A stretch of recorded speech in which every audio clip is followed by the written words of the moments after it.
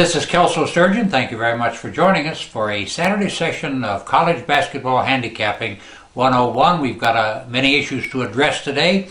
We're going to focus on three things. Number one, the incentive-driven factor that becomes real in college basketball this week. I'm going to give you 5 games, not necessarily making a selection, but 5 games in which one team has a kind of a hidden edge. And then I want to give you a 25-unit college basketball winner, a team that I think will win in an absolute blowout. Now on the schedule today, I'm releasing a 100-unit college blowout game of the week, looking for a 25 or 30-point win. Now keep in mind, I've released just one 50-unit college game this past week, won it as New Mexico crushed TCU by 25 points. Now that's not all. Today I'm also releasing a 50-unit East Coast Conference, I beg your pardon, make that a 50-unit Big East Conference game of the year. It'll be one of these 3 games: Georgetown at Villanova, Louisville at Connecticut, or Syracuse at Marquette. So once again today, a 100-unit college blowout game of the week, my 50-unit Big East game of the year.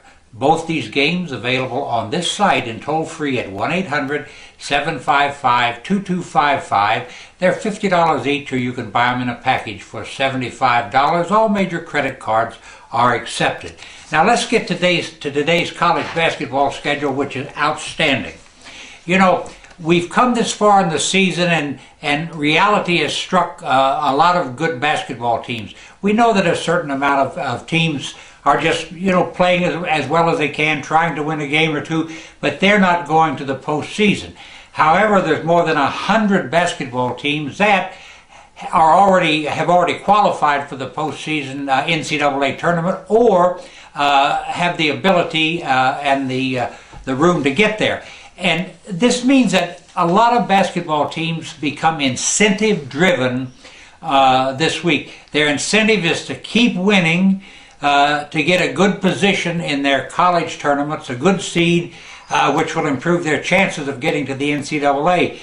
Excuse me. And winning is the only thing that's going to keep them alive. And there's probably 20 games on the schedule today that are exactly incentive-driven games, involving teams that really need to win to stay in the picture. So as you peruse the schedule today, look for teams that are playing in games where maybe they're the only team that is incentive-driven. Maybe the other team certainly wants to win, but has no extra incentive. Its season is basically over as far as any chance to go to the NCAA. When you find one of those teams playing against an incentive-driven team, pay attention. That's not to say you should bet on all teams that are driven by a need to keep winning, because that would be blind betting, and that's probably the first ticket to financial disaster.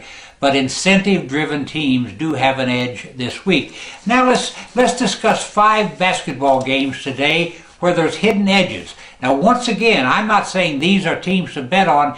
I'm saying of all the teams on the schedule today, that these 5 teams have a big edge because of a hidden factor. Let's start with Minnesota at Purdue. Nobody has to say that these are 2 outstanding basketball teams. They are. Purdue is the home team. That's right off the bat an automatic edge. But the biggest edge that Purdue has in this game, it is coming off a blowout loss at Ohio State. It's back home playing where it's deadly, and Purdue has a tremendous home court bias and is incentive-driven in some ways. It's going to the NCAA tournament, so Minnesota is also incentive-driven. But the big edge that Purdue has is in top bounce-back form, and I'm not saying you should bet on Purdue today, but I can tell you one thing. Purdue has all the edges. You decide whether they'll beat the number. Then we have a great revenge game today. We have the Georgia Bulldogs at the Kentucky Wildcats. Georgia beat Kentucky in Athens. This is a big, big revenge game for Kentucky.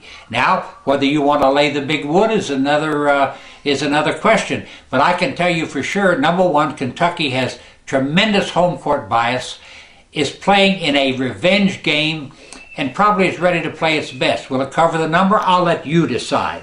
And then we have Wisconsin at Penn State. Nobody disputes that Wisconsin is the best team in this game. However, Penn State has played dynamite basketball at home this season, has beaten 3 good teams. Now, Wisconsin, the better team, heads into University Park playing a Penn State team that has managed to beat 3 good teams at home this season and has done it by basically playing slow-down basketball. I'm not saying that you should take Penn State plus against Wisconsin today. I'm just telling you that Penn State has tremendous edges. Whether they beat the point spread is another matter. Now, we have a game of tremendous national interest. BYU at New Mexico. Now, BYU comes into this off of a big win over previously undefeated San Diego State a couple of nights ago, playing at New Mexico. And can I tell you that New Mexico plays in a place called the Pit? They might as well call it the Snake Pit. The home court at New Mexico probably is the most biased in all of college basketball. Now, can New Mexico beat BYU and cover the number at home? I don't know. I'll let you decide, but I'm telling you that when you go into Albuquerque to play New Mexico, you get all the worst of it from the home court bias and the fans and the officials that go with it. It's just food for thought. You decide. Last but not least, we have Arkansas at Vanderbilt. There's 2 elements in play here. Arkansas is a dreadful basketball team on the road. Very good at home. Can't beat the Little Sisters of the Poor on the road. The number's big in this one. Vanderbilt comes into this off a road win at Mississippi State, which was something that it needed to do. It hadn't won on the road in the SEC this season.